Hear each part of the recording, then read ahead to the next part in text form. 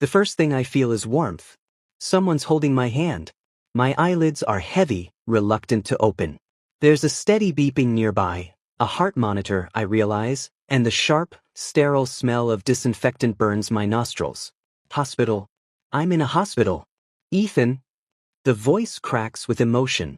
Ethan, can you hear me? I force my eyes open, squinting against the fluorescent lights. A face hovers above me, beautiful and devastated. Dark hair falls across his forehead, and his gray eyes are bloodshot and rimmed with red. He looks like he hasn't slept in days. Adrian.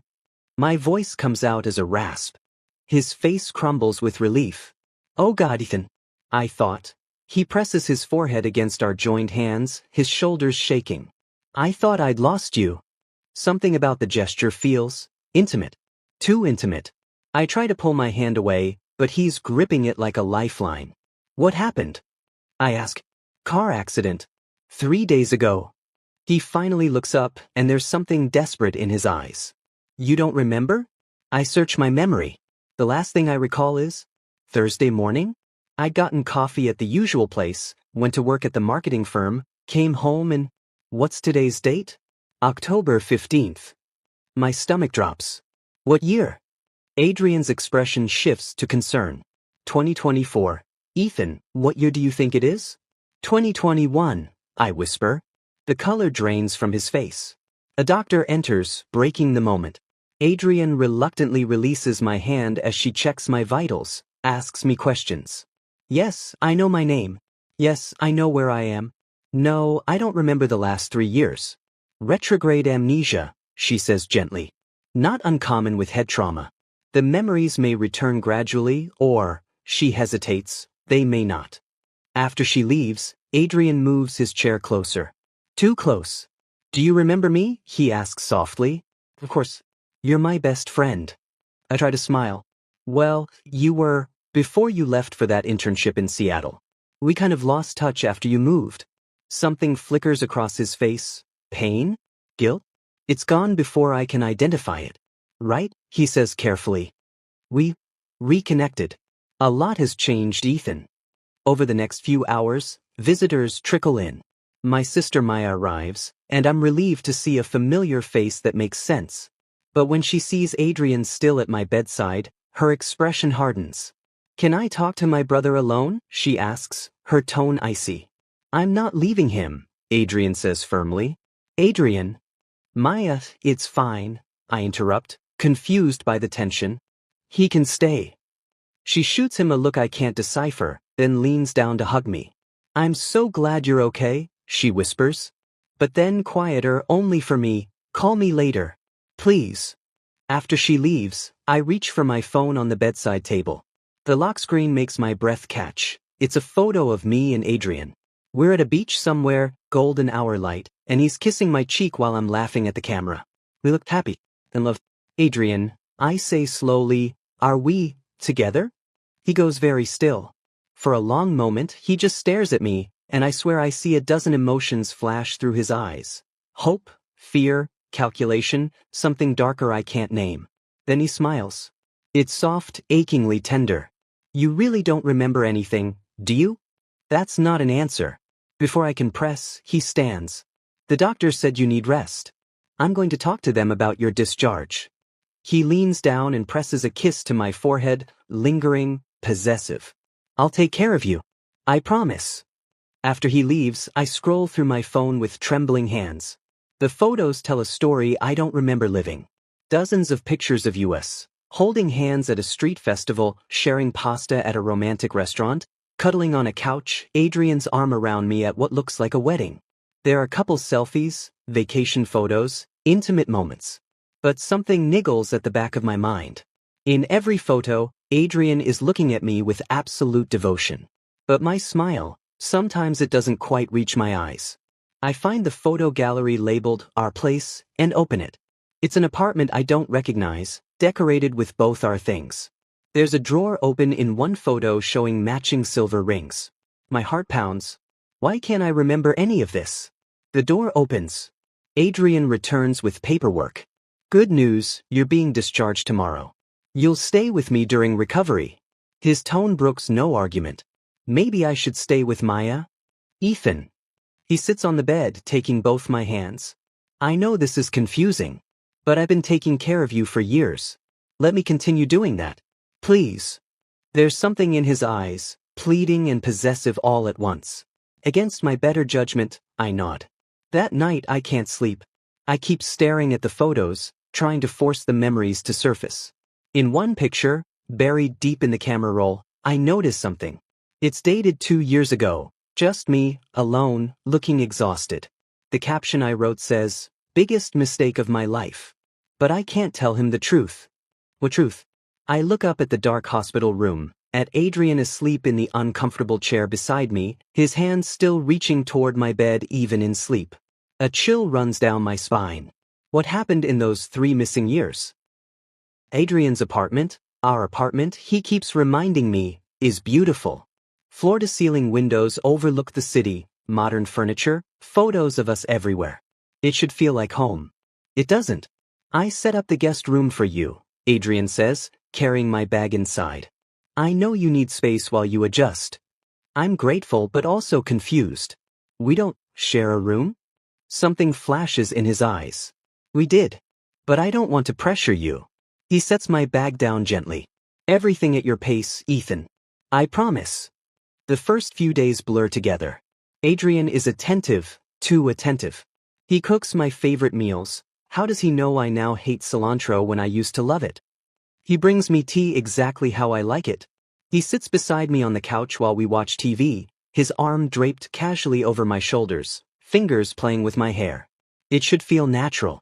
Instead, it feels choreographed. On the 3rd day, Maya visits while Adrian is at work. She hugs me tight at the door, then immediately starts looking around like she's searching for something. How are you really? She asks, closing the living room door. Fine. Adrian's been great. Ethan.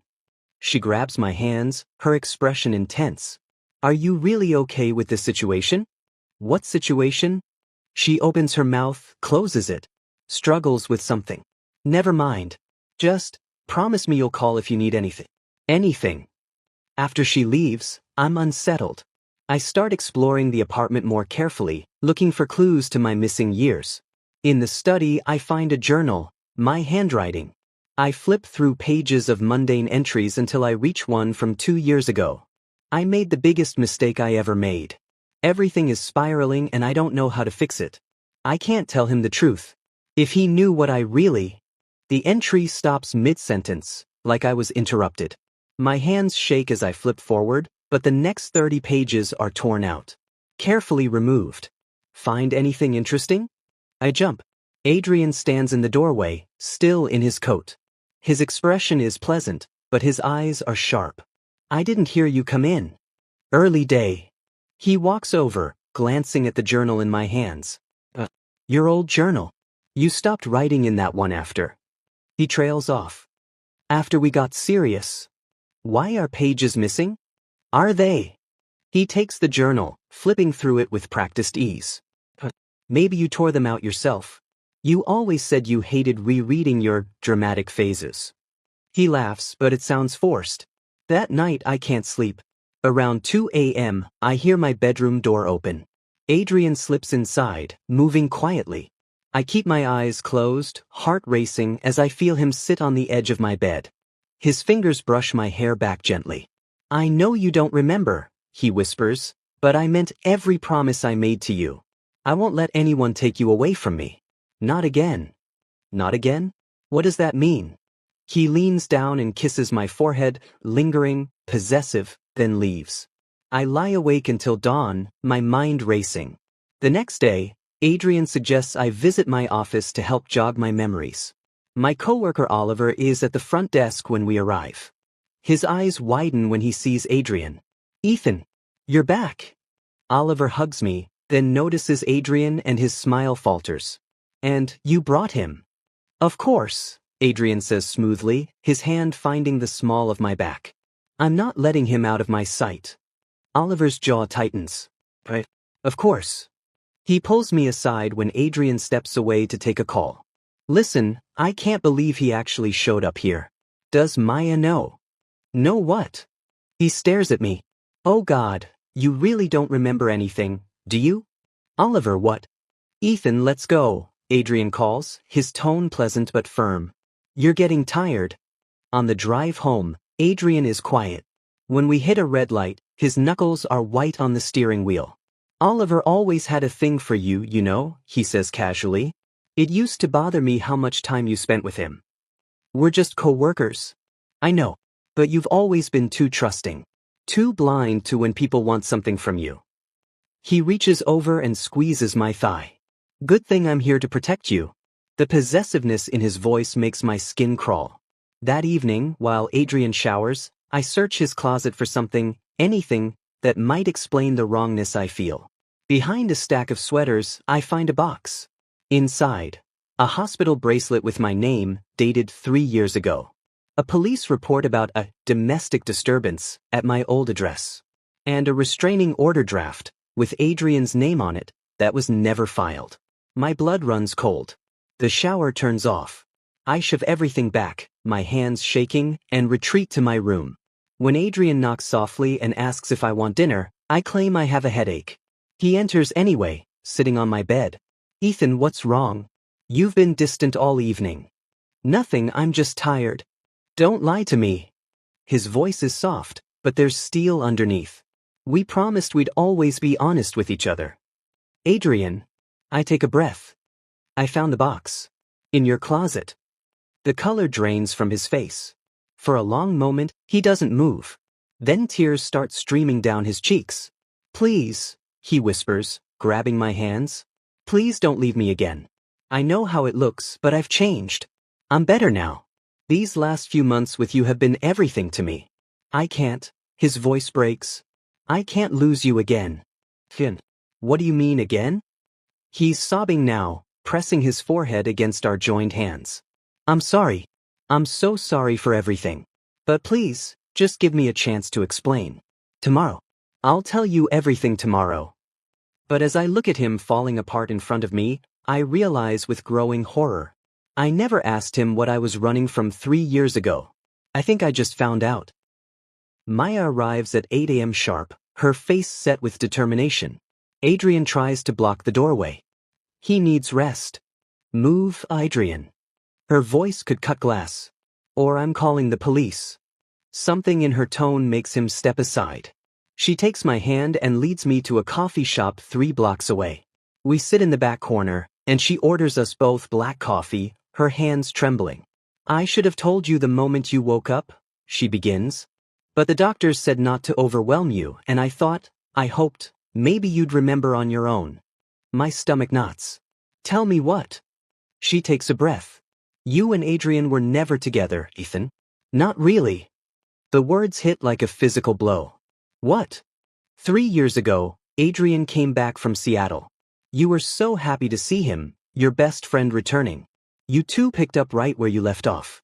And then one night, he confessed that he'd been in love with you since we were kids. That he'd come back for you. I can picture it, Adrian's earnest face, those gray eyes full of hope. I wanted to feel the same way, Maya continues. You told me you loved him too, but you were terrified. Our parents' divorce destroyed them both. Dad's 3 failed marriages after that. You were scared of commitment, scared of ruining the friendship, scared of becoming like them. My chest tightens. It sounds exactly like something I would think. You told Adrian you needed time. But he didn't take it well. He started showing up unannounced. Calling 50 times a day. He'd wait outside your apartment for hours. When you went on dates with other people, he'd somehow always appear at the same restaurant. I feel sick. Your coworkers started noticing. Oliver found Adrian going through your desk one night after hours. You finally told Adrian he needed to give you space, that his behavior was scaring you. He promised he'd back off. But he didn't, I whisper. No. 2 months later, you woke up to find him in your apartment. He'd somehow gotten a copy of your key. You were in the shower, Ethan, and he was just sitting on your bed, waiting for you. You called the police, got the locks changed, started the restraining order process. But you couldn't go through with filing it. You told me you still loved him, that you thought you were overreacting, that maybe you were the one being unreasonable. Maya. The night of the accident, Adrian broke in again.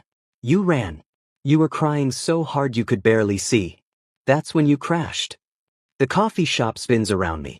I remember suddenly, not the crash, but a feeling. The kind that makes you irrational, desperate. When you woke up with amnesia, Adrian was already there. He told the hospital he was your emergency contact, your boyfriend. And you had no memories to contradict him. I'm going to be sick. Why didn't you tell me immediately? Because, her voice breaks. Because for the first time in months, you looked happy. You weren't having panic attacks. You weren't checking over your shoulder constantly. And I thought, God, I thought maybe I could just watch, make sure he didn't hurt you. The doctors said forcing traumatic memories could be dangerous. I bury my face in my hands. Every gentle touch, every loving gesture, every promise, all built on a lie. We go back to the apartment together. Adrian is waiting, his face pale. He looks at Maya, then at me, and knows. You told him, he says flatly. He deserved the truth. Adrian's composure shatters. He turns to me, desperate. Everything she said is true. All of it. But Ethan, I've changed. I've been in therapy for 2 years. I take medication now. I've worked so hard to become someone worthy of you. You stole my life, I say, my voice shaking.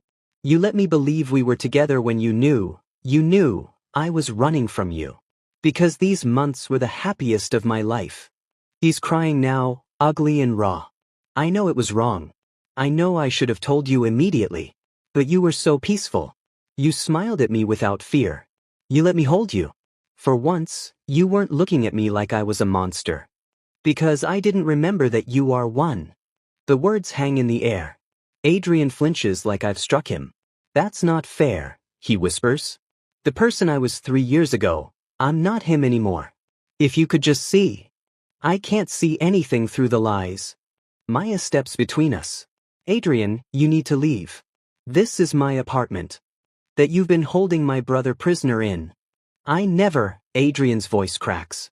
I never locked him in. He could have left any time. I wanted one more chance. Just one.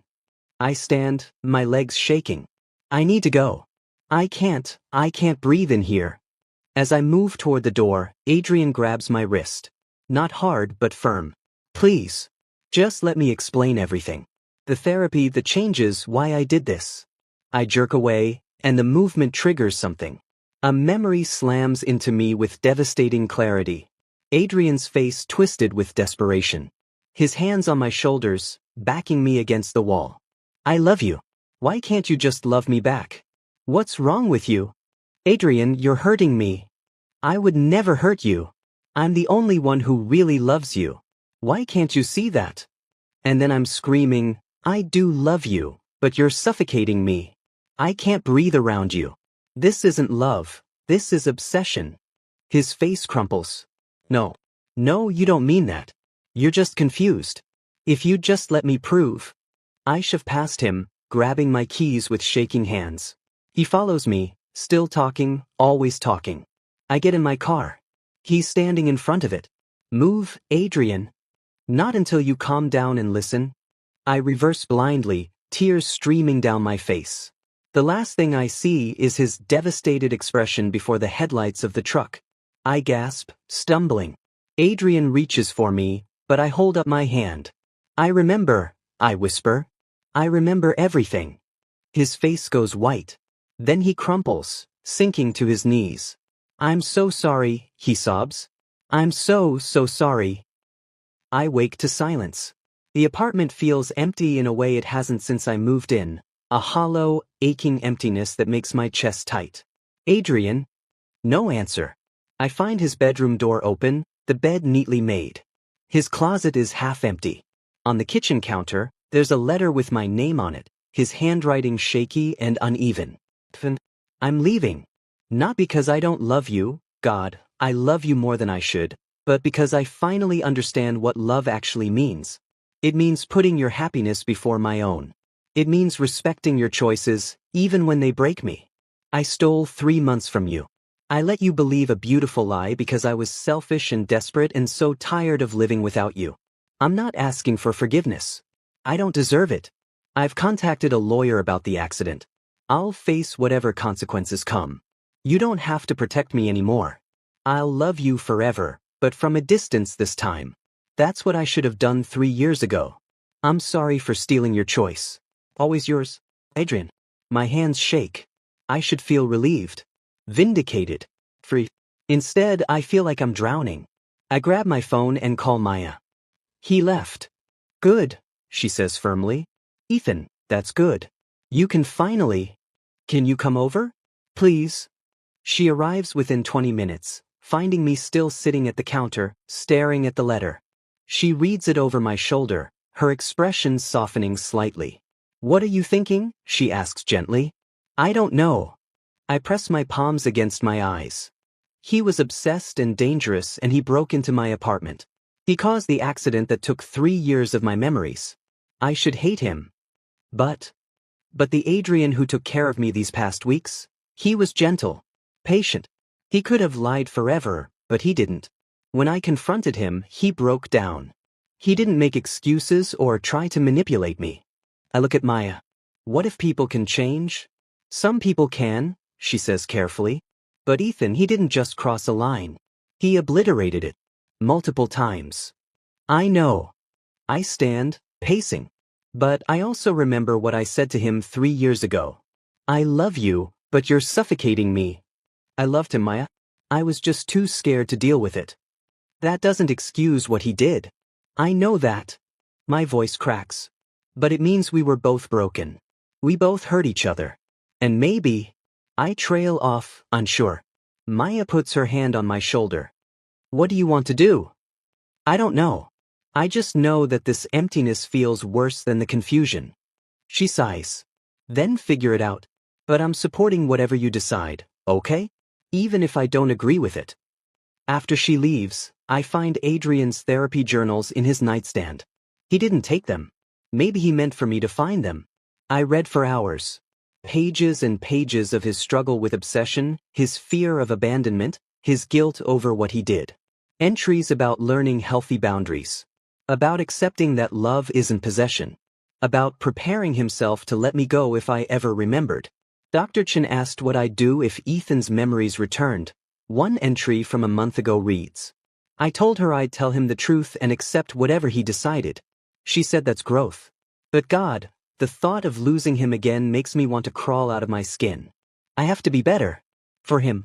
He deserves better than the monster I was. My phone rings. A known number. My hands tremble as I answer. Ethan. Adrian's voice is hoarse. I'm sorry, I know I said I'd stay away, but Maya called me. She said you're having a panic attack and he stops. I'm outside. I won't come in unless you say I can. But I'm here if you need me. I look down and realize I'm hyperventilating, tears streaming down my face. When did that start? I stumble to the door and open it. Adrian stands in the hallway, bags at his feet, looking wrecked. When he sees me, his expression crumbles with concern, but he doesn't move. Can I? He gestures helplessly. I nod. He crosses the threshold carefully, like he's approaching a wounded animal, and wraps his arms around me. I collapse into him, sobbing into his chest while he holds me, murmuring apologies and reassurances.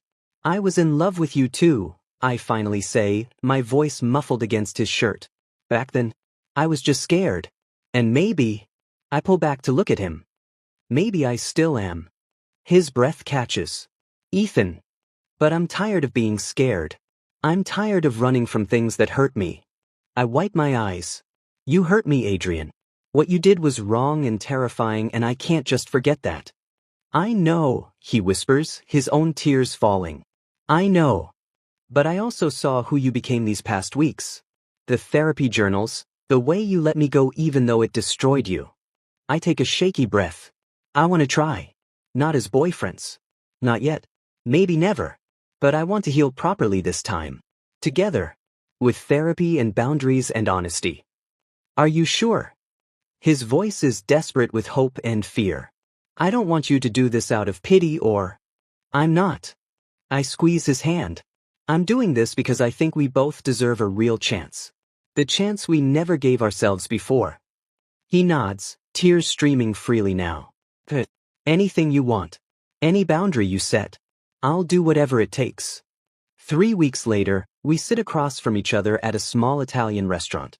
Our couples therapist suggested we try a first date, approaching each other as if we're starting fresh. It's awkward. Adrian keeps reaching for my hand, then stopping himself. I keep second-guessing every word. But slowly we start laughing, talking, being honest. So, I say, squeezing his hand across the table, my choice this time, tell me about yourself. Let's start over, for real this time. Adrian laughs through his tears, that beautiful broken sound I'm learning to love again. Hi, I'm Adrian Vale, and I've been in love with you since we were 12 years old. I smile. Hi, Adrian. I'm Ethan Reed, and I'm terrified. But I'm here anyway.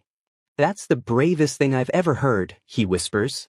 And for the first time in 3 years, in the years I remember and the ones I don't, I finally feel like I'm exactly where I'm supposed to be.